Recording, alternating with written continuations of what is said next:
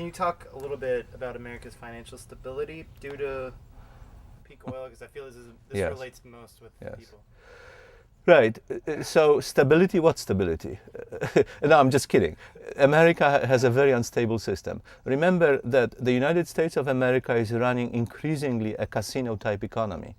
That is, we are offering financial services, hedge funds, insurance, all kinds of instruments that are financial.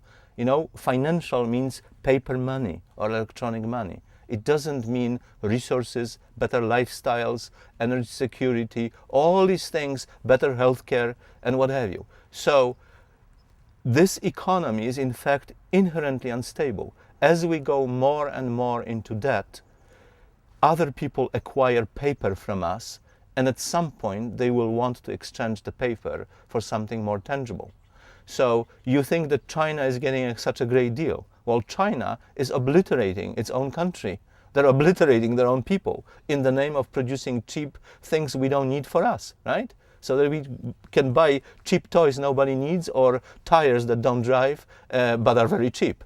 And so it is. So it goes worldwide. Well, at some point, the Chinese will catch up to this and say, "Now, Goshimi, I don't have water to drink. I can't breathe the air. My children are dying. I have cancer. Do I need to do that? Or maybe I want to exchange, the then $2 trillion that I have raked up of American money into something, let's say real property or some very nice places here, so I can send my children to have fresh air." Okay, that is unstable. I mean, make no mistake about it.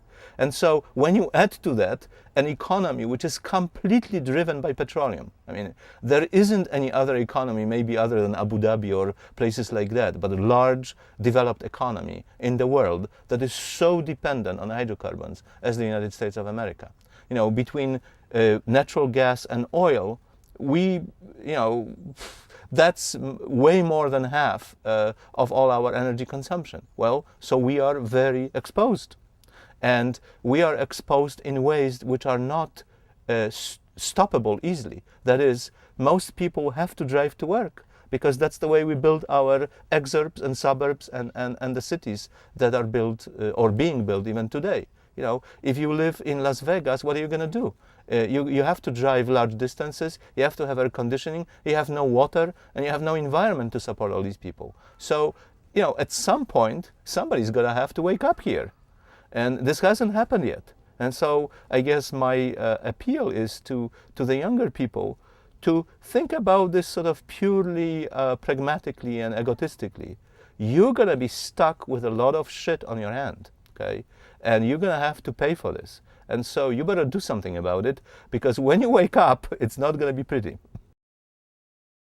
The United States of America needs to cut its energy use today, by a factor of 2.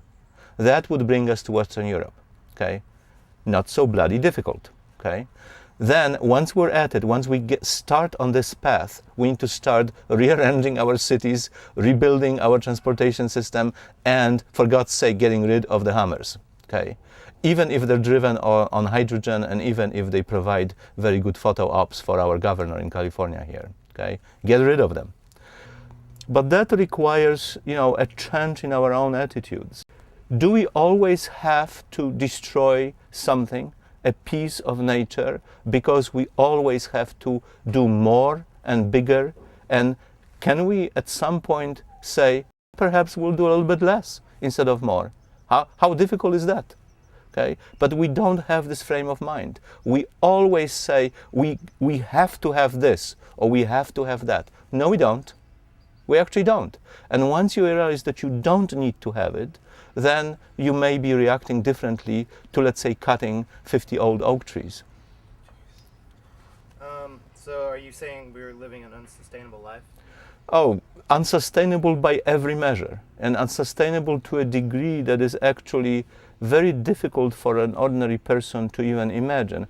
I'll give you an example.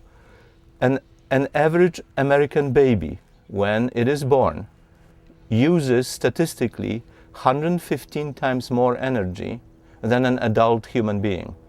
What does it mean? If we were to eat this amount of energy as food, then we would scale up to being 45 ton sperm whales, sperm whale bulls. The females are twice as small.